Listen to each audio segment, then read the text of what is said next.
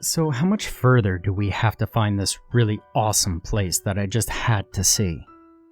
Patricia asked impatiently, her voice dripping with sarcasm. She pushed aside a low-hanging limb and walked past it, ducking low, her eyes cast upwards in an ongoing search for spiderwebs. It isn't too much farther, Zach answered her. Why do you sound so irritated? Trust me, you'll love this. Patricia slapped absent-mindedly at insects crawling on her neck, searching for a suitable place to feast. She missed her intended target, her neck stinging from the blow, sending the bugs to flight once more, where they circled about her, waiting for the opportune moment to land and drink. I'm irritated, she began, because I'm walking through the woods. I'm hot, I'm sweaty, I'm being eaten alive by insects, I got spiderwebs in my hair, and now I feel like they're crawling on me. And I'm tired. She exhaled loudly. All this to see something that you insist that I'll love, but you refuse to explain. A loud clap of thunder shook the earth beneath their feet. Large black and purple clouds rolled overhead, blotting out the sun, casting the world around them in an ominous shadow, like a foretelling of a tragedy to come. The trees began to shake and sway wildly, rhythmically, as a forceful gale blew through the treetops, stirring up the still, humid air. Patricia smiled cynically and shook her head, her sweat-drenched auburn hair swinging to and fro through the air. Perfect. Just perfect. You aren't going to melt, Zach said, clearly becoming annoyed at Patricia's disdain for the situation. We're going to get soaked, and I don't want to get sick. You won't get soaked, and you aren't going to get sick. And how do you know that? Because we're here. Zach smiled wildly. Patricia shrugged, looked around her, and held out her hands, palms up in a questioning gesture. Wow, this is so amazing, I can barely contain my excitement. Her voice was brimming with sarcasm. She pointed to her face. Do you see this? This is my excited face. Do you really have that little faith in me? I mean, come on. How long have we been dating? Since freshman year. It wasn't lost on him that she chose to ignore the first question. So, 3 years. Have I let you down even once in all of that time? She exhaled loudly. No. She was skulking. Her voice showed it, although her body tried to hide it. Thank you. So what makes you think that I did it this time? She looked around, an over-exaggerated gesture purely for his benefit. Well, I certainly don't see anything that makes this trip worthwhile. Zach shook his head despondently, annoyed and hurt by Patricia's lack of confidence in him. He turned around without speaking and faced the wall of foliage that grew behind him, obscuring any view of what lay beyond. He raised his arms and wedged his fingers into the thickly woven vines and limbs. With a small grunt of effort, he parted the wall of plants like a theater curtain. The vines, limbs, and leaves crunched loudly as they were torn free of their chosen resting place. Small leaves fluttered to the ground softly. He stepped through the newly created opening. Once on the other side, he turned and held the limbs aside for Patricia to walk through. He dropped the limbs and wiped his hands on his jeans, feeling the tacky, sticky feeling of sap on his fingers cling to the denim. He looked over at Patricia and smiled, quite content with himself.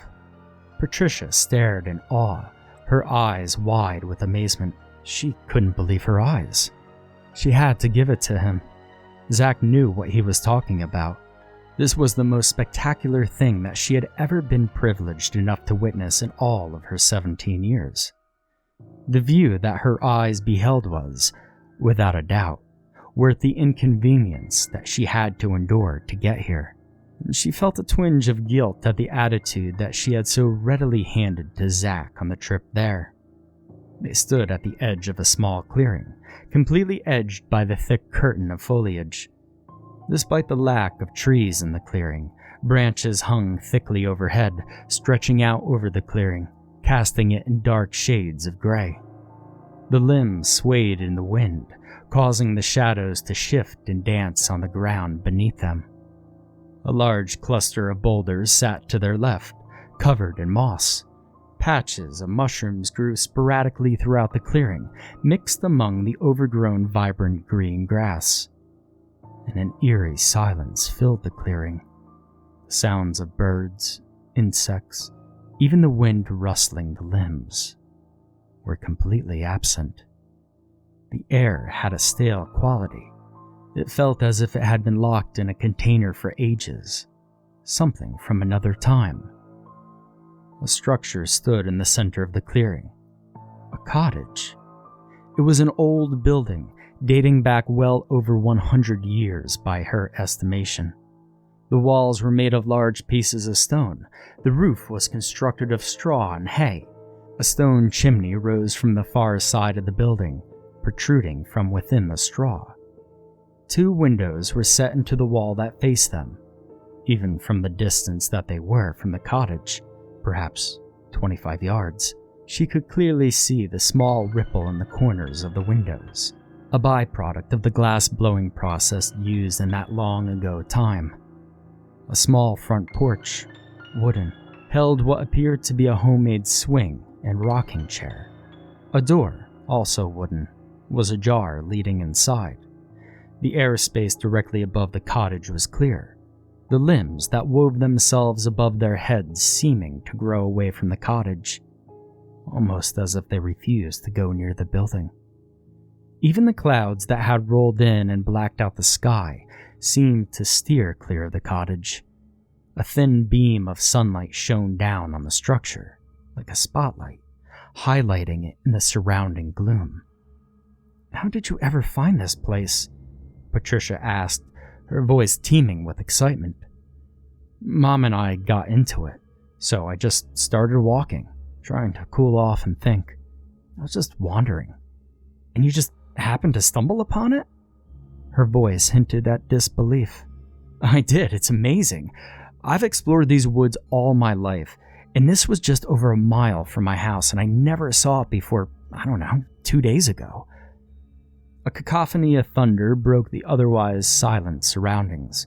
Bolts of white lightning tore through the sky, illuminating the black clouds with hues of purple and gray. The first drops of rain, frigid in the warm air, began to fall at their feet. "Let's go in," Zach said. "We could wait out the storm while we look around." Patricia took Zach's hand in her own, lacing her fingers between his, and began to walk towards the cottage. All was forgiven, Zach noted. He had come through, as he knew he would. "Have you gone inside?" "No. When I found it, I immediately thought of you. I know you love all this ancient architecture and artifact stuff. I wanted to wait until you were with me." She felt another twinge of guilt for her earlier behavior. She looked at him, eyes watery, and smiled sweetly. "Oh, babe, that's so sweet and considerate of you."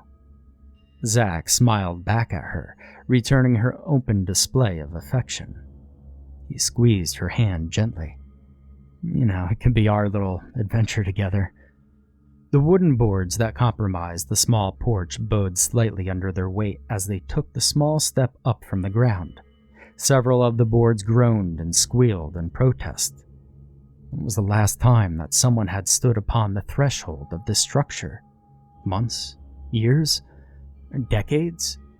Their footsteps thudded hollowly, the sound rising up to them softly.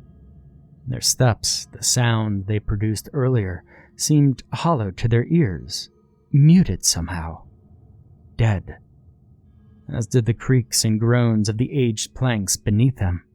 In fact, the only sound that seemed full, genuine, were the peals of thunder from above. Zach stared at the rocking chair with interest. Made by hand, he found it to be an intriguing artifact from a long ago time. The frame had been formed from thick tree limbs, bent and molded to the desired shape. Smaller, more pliable limbs formed the back and seat, Long grasses and straw, brown, dead, were woven in and out of the supportive limbs, a tapestry of nature. Spiderwebs filled each available crevice, but, Zack noticed, the webs appeared old, unused, with no trace of the creatures that constructed these magnificent feats or architecture in sight. He gave the chair a soft push. It rocked backwards, moving as smoothly as the day it had been constructed. Patricia examined the swing with the same interest that Zack had shown to the chair. Wood framing, smaller latticework, grass and straw support. It seemed to be constructed in much the same manner as the chair had been. The swing hung from the rafters by means of ancient rope, worn and frayed, yellowed with age.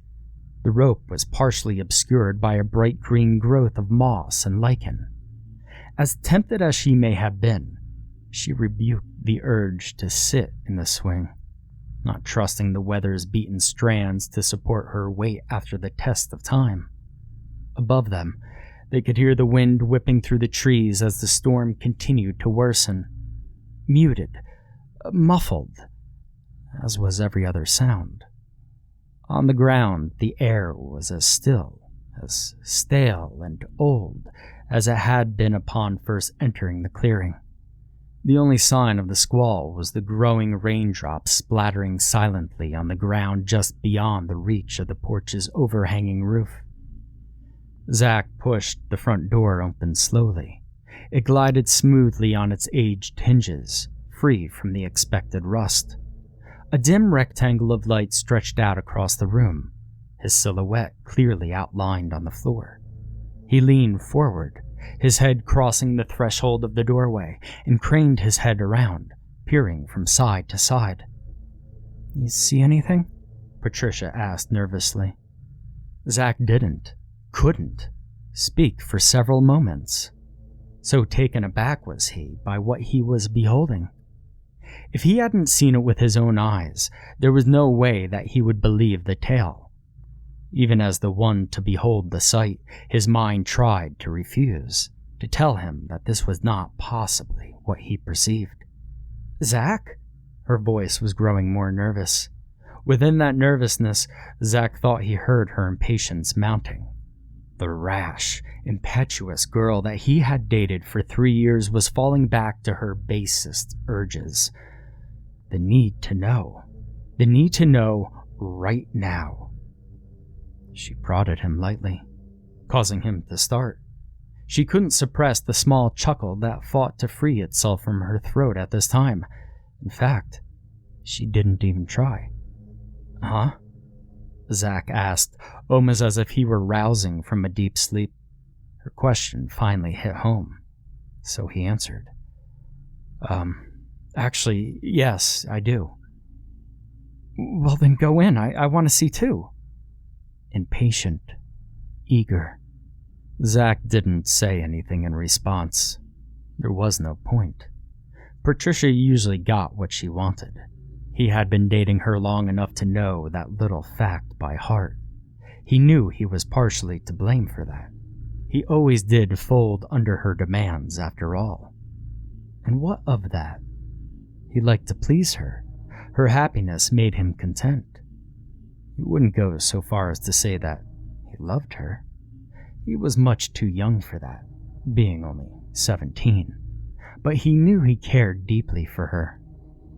The young couple walked into the cottage. A small gasp escaped both of them. Zack was especially impressed with his own gasp, being that he had just seen this view from the outside just seconds ago. He couldn't help it, though. Even if he saw this many times, he would feel the same sense of shock each and every time. It was just that amazing. Stepping into the cottage was something akin to stepping into a different era. The sight brought to mind scores of movies that he had seen, movies in which the scene took place in a small house, a house very much like this one. But there was something odd about it, something off-kilter, just not right. He knew that it was something blatant and all-in-your-face discrepancy that he should see, but he couldn't. What was it? He dismissed the feeling, figuring that it would come to him in time. All he had to do was step away for a time, not focus on it. Patricia walked up and stood beside him. She was speechless, which went against her usual chatty nature. And who could blame her? What words were there to adequately summarize viewing a sight such as this? The cottage appeared to have been divided into 2 rooms. Judging by the view of the outside, a wall on the far side of the room held a door, presumably to the bedroom. This room, which encompassed a large portion of the cottage, was a combination of a receiving room and the kitchen. A large stone fireplace sat in the corner of the room, cold, long unused, perhaps centuries long. 2 large battle axes sat atop bolts that dug into the mortar of the fireplace, crossing handles in the typical display fashion. A grouping of chairs, made in the same manner as both the rocking chair and the swing outside, sat before the fireplace, the 5 of them facing each other, spaced equidistant from each other. The floor and walls were covered in carvings, some ancient dead language that the pair was unable to decipher. Randomly scattered amidst the words, various images had been carved. Pentagrams, crescent moons, hexagrams. The words and pictures all spiraled out from the center of the room, which held, displayed prominently, a large beast carved into the floor. Although it was nothing more than a rough sketching, this carving, the beast so prominently displayed, was beyond fearsome. If the picture was to be believed, it seemed as though it stood twice as tall as a man. It was a massive hulking beast with 6 arms standing atop 4 legs. A large tail protruded from its rear, with the head of a snake as its tip. In each of its 6 hands, the creature held a portion of what appeared to be a human body. Both arms, both legs, head, and torso. Its mouth was open, revealing a large maw filled with large, sharp teeth. A cluster of eyes, much like spiders' eyes, sat above its mouth.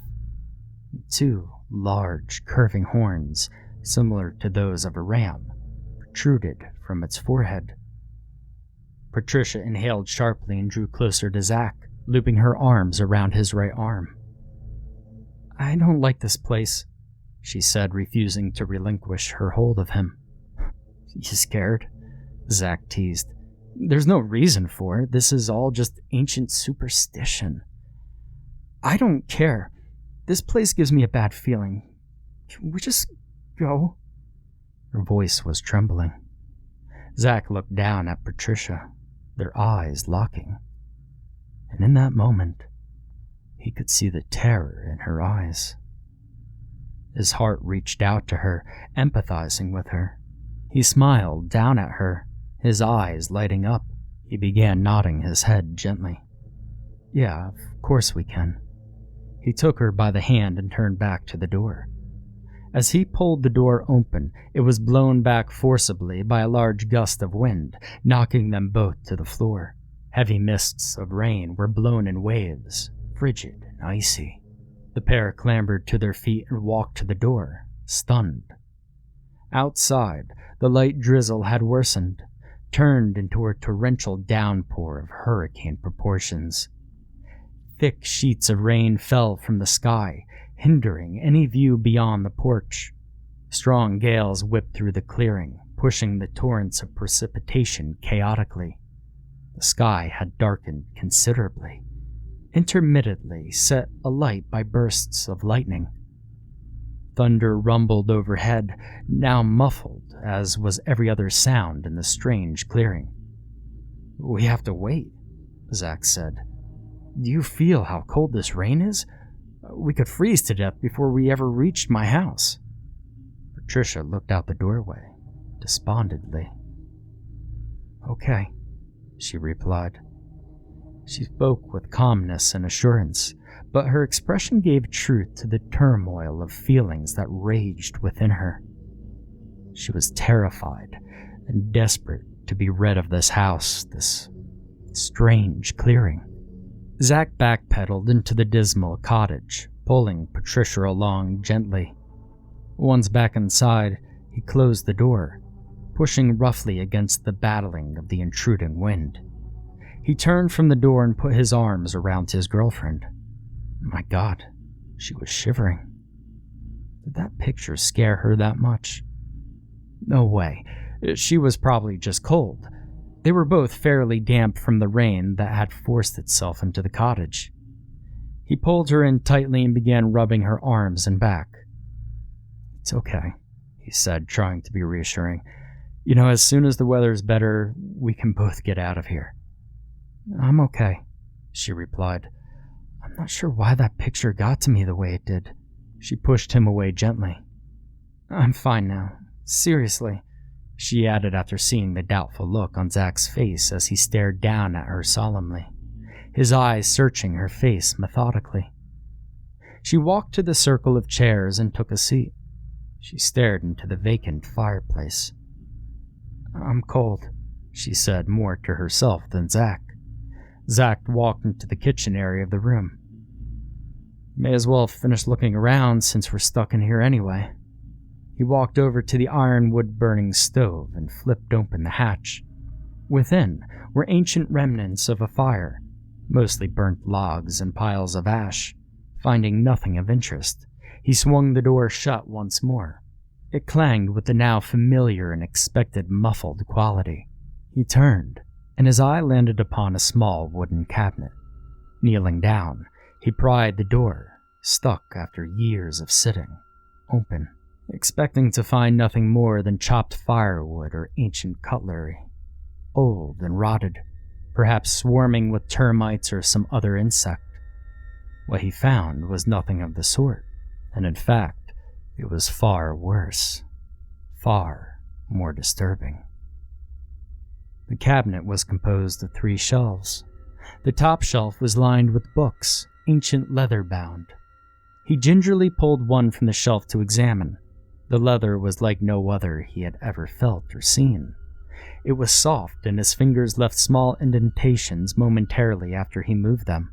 The material was pulled tautly and fastened on the inside with twine that ran through eyelets cut into it.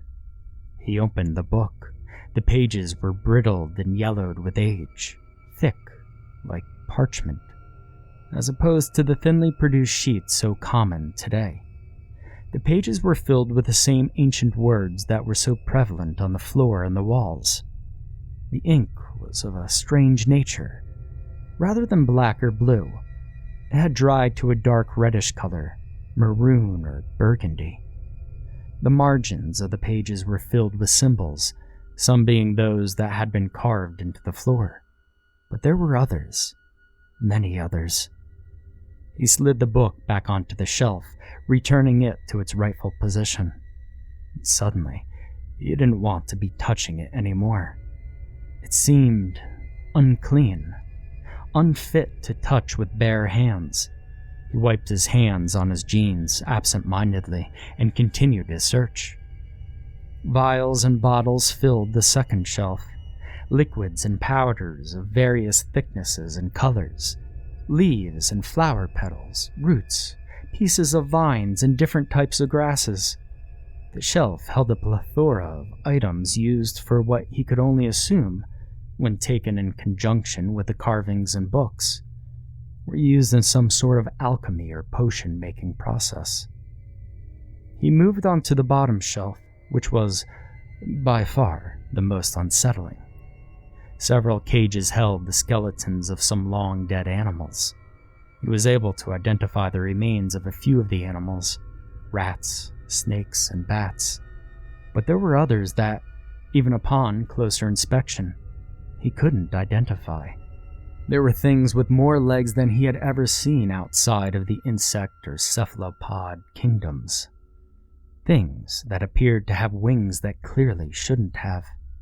He shuddered, feeling the spasm trickle through his body. A basket sat in the far corner of the shelf, larger than the cages. He pulled it out and jumped backwards, startled and just a bit frightened by the sight. In the basket, the skeletal remains of an infant lay, The baby appeared to have been deformed, its skull misshapen, and was clearly missing some limbs. Zach shoved the basket back into the cabinet and slammed the door, disgusted. He stood and peered through the window, trying to erase what he had just seen from his memory. Outside, the storm not only continued to rage, but appeared to have worsened. Waves of water beat against the window silently.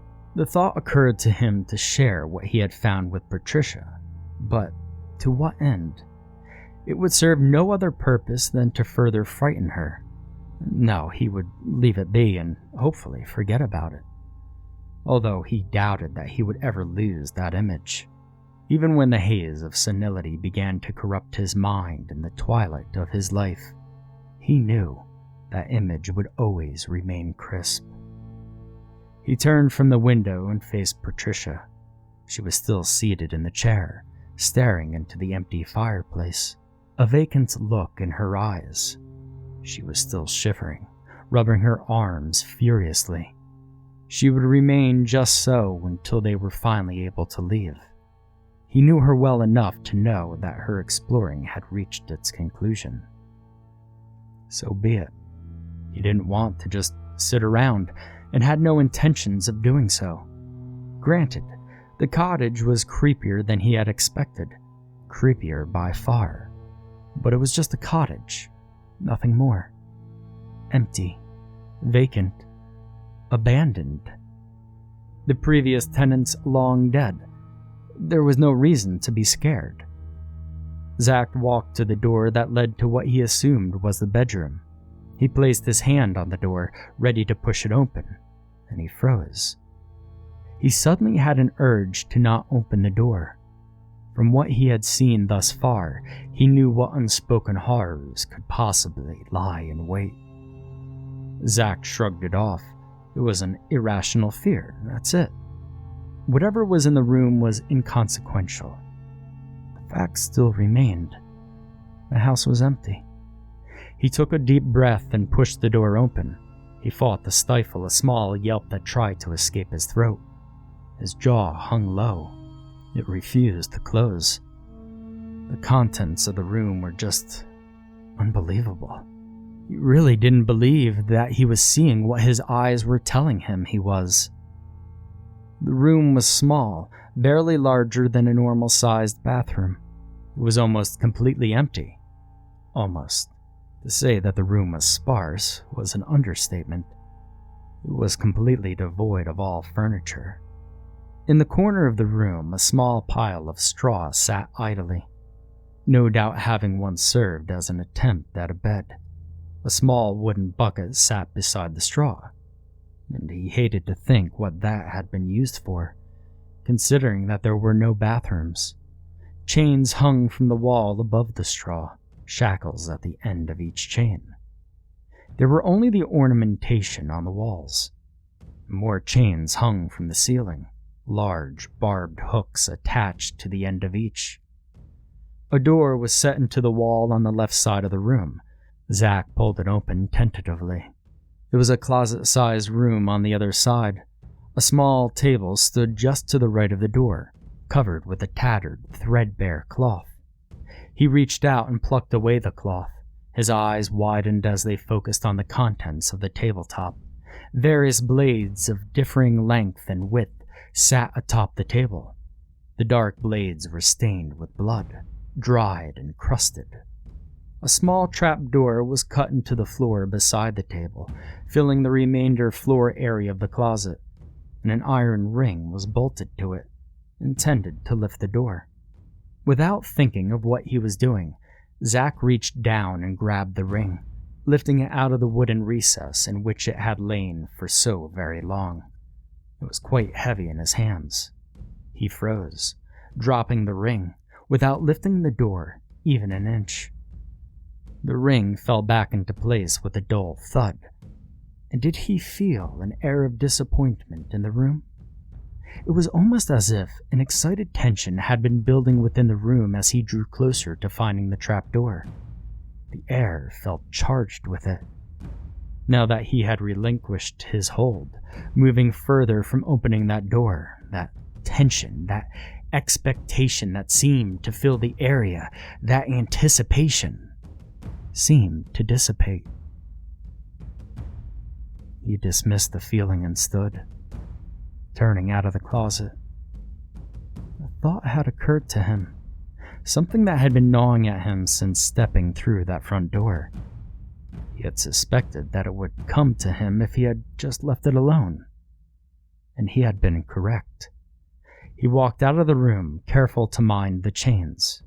Those chains with their deadly hooks hanging from the ceiling. "Hey, Patricia, have you noticed," he said, walking back into the receiving room, "this place is so clean. No dust anywhere, no cobwebs, and all the straw, there's wood and hay. How is this stuff not rotted?" He was looking down at his feet in concentration as he spoke. "There's no sign of age in here at all." His words were greeted with silence. He looked up, and Patricia was gone. He could call out to her, but there would be no point. The cottage only consisted of 2 rooms. This one was vacant, and he had just exited from the other room. Maybe she was on the porch. He pulled the door open, bracing himself against the expected pressure of the wind outside. He stepped onto the porch. The wind whipped around him, blowing swirls of rain around his body. The small drops stung as they struck his face, icy needles pricking his skin, numbing it. The rocking chair rocked wildly, blown around by the storm. The swing jerked and spasmed at the end of its ropes. But no sign of Patricia. Zach walked back into the cottage, forcing the door closed behind himself. Water dripped from his body, forming in puddles on the floor beneath him. He shivered uncontrollably. He felt a mixture of worry and irritation building up within him. How could she just leave him here, and without even mentioning her departure to him? The rain was far too cold, and she didn't know her way around the woods. How could she expect to get back to his house without freezing to death? Did she really expect him to follow after her in this weather? Well, to hell with that. He pulled off his shirt and wrung it out. Water dripped onto the floor, fueling the small puddle at his feet. Stepping over the puddle, he walked to the chairs and sat down in the same chair that Patricia had been seated in. He could still feel the warmth from her accumulated body heat. It felt nice on his chilly skin, soothing. His mind was slowly drawn back to the trap door. What was hidden down there? Why was the door hidden within the closet? Did he really even want to know what was down there, after seeing everything that was in plain sight? And it gnawed at him. It called to him, beckoning and taunting. He tried to push the thoughts from his mind, banishing them from his consciousness. But it kept coming back. That door, it was like an addiction, like someone who kicks the cigarette habit only to have the craving constantly calling to them from the back of their waking mind. So, like most people when their urge is stronger than their reasoning, he began rationalizing to himself. Making the decision to descend below seemed reasonable. "I'm pretty cold," he thought. "I suppose getting up and moving around would warm me up. But it's a cellar." The clear, rational part of his mind argued. It would only be cooler down there than it is up here. Zach sniffed. There was a scent in the air, one that hadn't been present just moments ago. It smelled as if something were burning. His eyes focused on the fireplace, the most natural place for one to expect a fire. Small tendrils of smoke had begun to rise from the ancient cinders. They slowly began to glow a deep orange, and suddenly, a small flame flickered into life. The flame spread quickly, engulfing the aged log remnants in flame. Smoke billowed upwards, rising out of the chimney. Zach jumped up, knocking the chair over. His eyes widened and he felt his heart racing within his chest. It beat relentlessly against his sternum.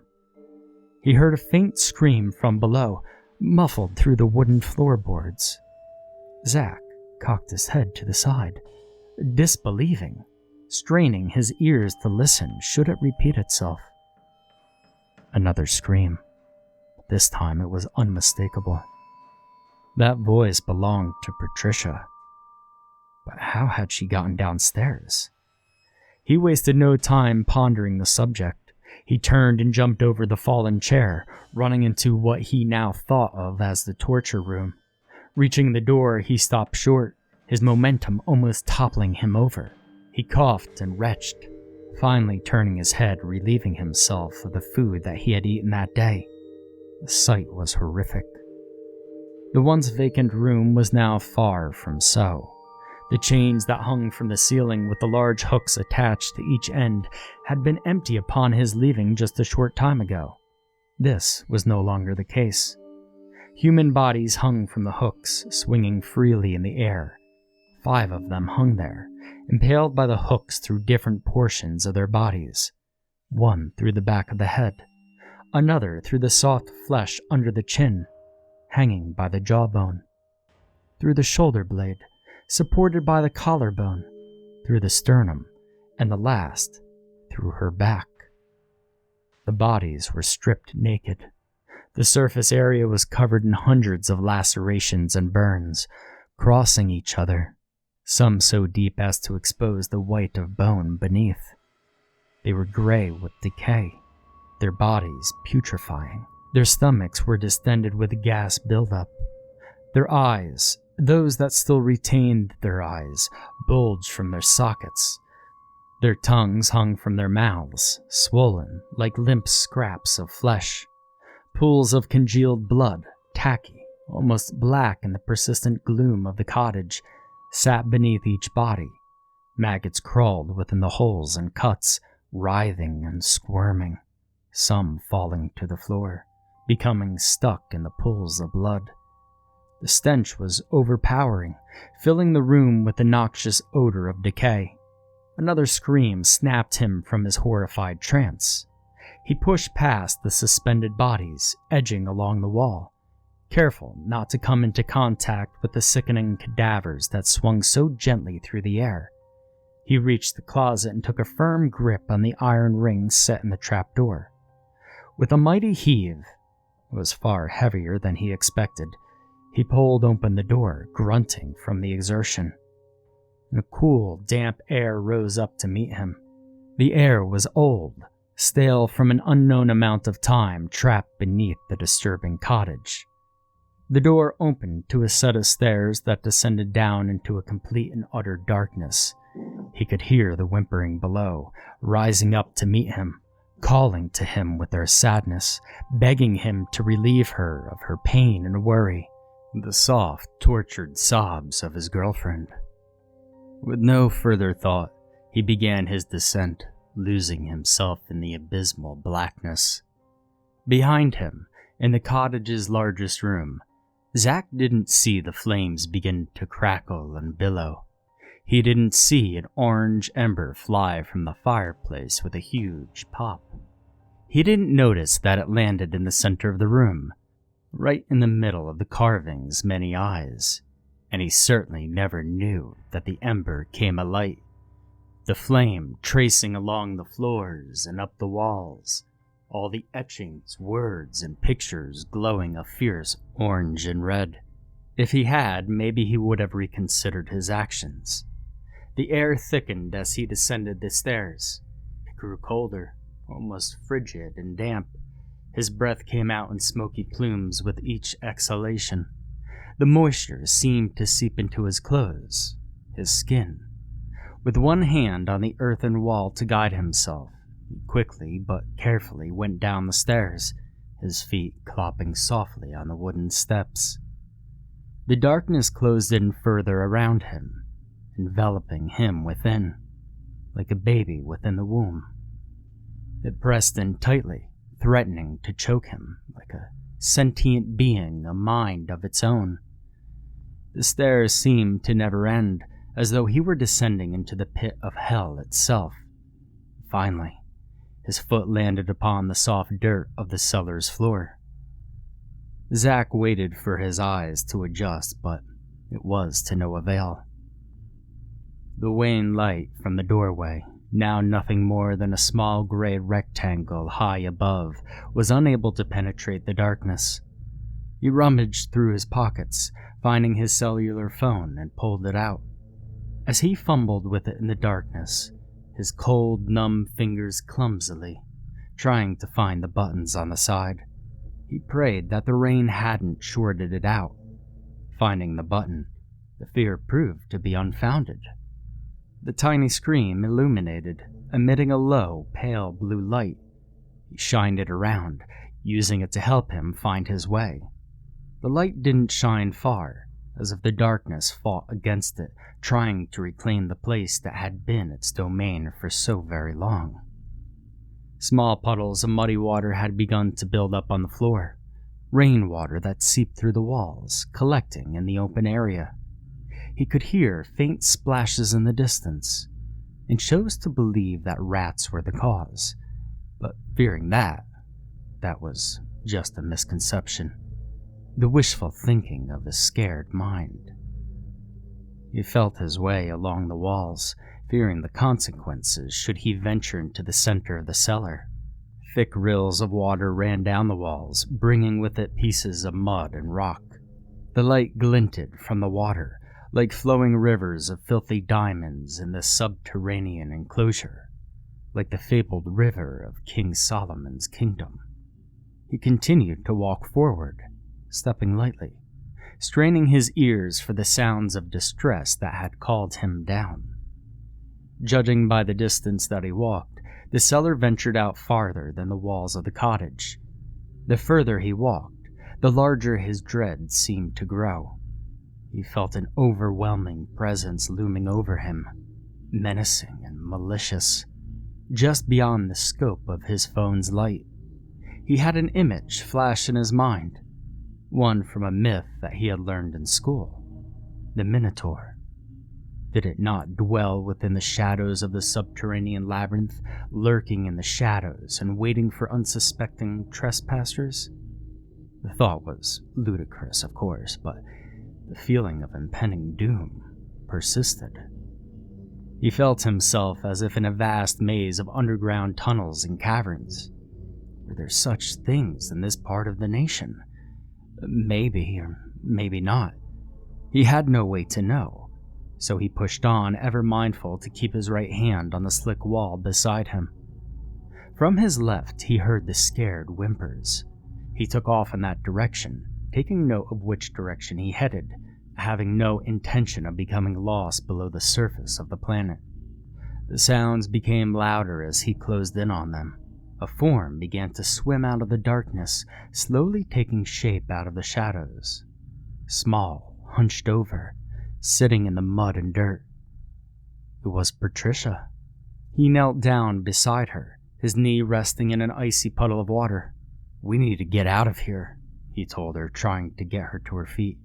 "Patricia." She didn't respond.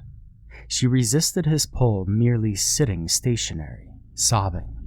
Tears streamed down her face. "Seriously," he tried again. "This is a bad place. We need to go." "We can't," she replied. Her voice was barely more than a choked whisper, raspy from her screams and crying. "What do you mean? Of course we can," he urged. His voice was almost pleading. "You just have to get up. How did you get down here anyway?" She finally stood reluctantly. "I don't know. I was sitting in the chair just waiting to leave. I felt some sense of dizziness, like moving way too fast. Everything seemed to slide and shift. It all bled together. And then I was here." Zach began walking back in the direction that he had come. He tugged at her hand gently, but her movements were slow. It was as if she had no determination, nothing more than a shell of who she had been. "The stairs are just up here a ways," he said once he had found the wall. Patricia jerked her hand free from his and stood her ground defiantly. "You aren't listening," she said angrily, almost spitting the words. Her face was twisted in anger and despair, frightening in the dim blue light. "It won't let us." Zach was confused. What won't let us? It, she said with finality. That picture on the floor. It's down here. They conjured it up, and it killed them. But they managed to trap it down here, and now it intends to feed. What are you talking about? He asked, his voice quivering. How could you possibly know that? She shrugged. I just do, it makes sense. Why else would it be down here instead of roaming the woods or terrorizing hikers or anything else that happens across it? Despite the overwhelming darkness, Zach looked around. There is nothing down here, he said more sharply than he intended. Her ravings were beginning to frighten him. How do you think I got down here? Why do you think I didn't find my way back up on my own? She spoke with anger, like a mother talking to her petulant child. It won't let me. Splashes of water to their side, lost in the darkness. Heavy thudding and rumbling the ground, growing closer. It kept me alive to get you down here. Can't you see that? Before Zach could respond, she was suddenly jerked backwards, quickly and violently, beyond the perimeter of the light. He heard a terrified scream, the sounds of crunching and snapping bone, the sounds of wet chewing. Finally, silence. Patricia? Patricia? He called out weakly. His voice was only a shell, lost in fear, nothing more than a whisper. Growls, low and guttural, echoed from the walls. Footsteps closed in, shaking the ground beneath his feet due to the sheer enormity of the beast. Unmindful of direction, lost in his terror, Zach ran. Any direction, it didn't matter as long as it was away from that awful hidden beast. His footsteps echoed lightly as he ran. Water splashed up, soaking his pant legs as he sped through the puddles. Which way was the door? Where were the stairs? He had no idea.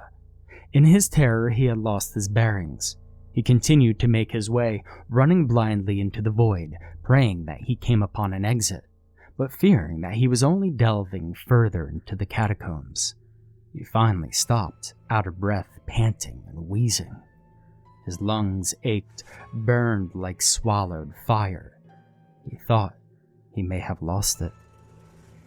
But from over his shoulder, just behind him, he began to hear the steady hiss of a snake. A rather large snake. One that possibly served as the tail for a monstrous terror. There was no escape. He knew that now. Patricia had tried to tell him, but he refused to listen. He closed his eyes, accepting his fate.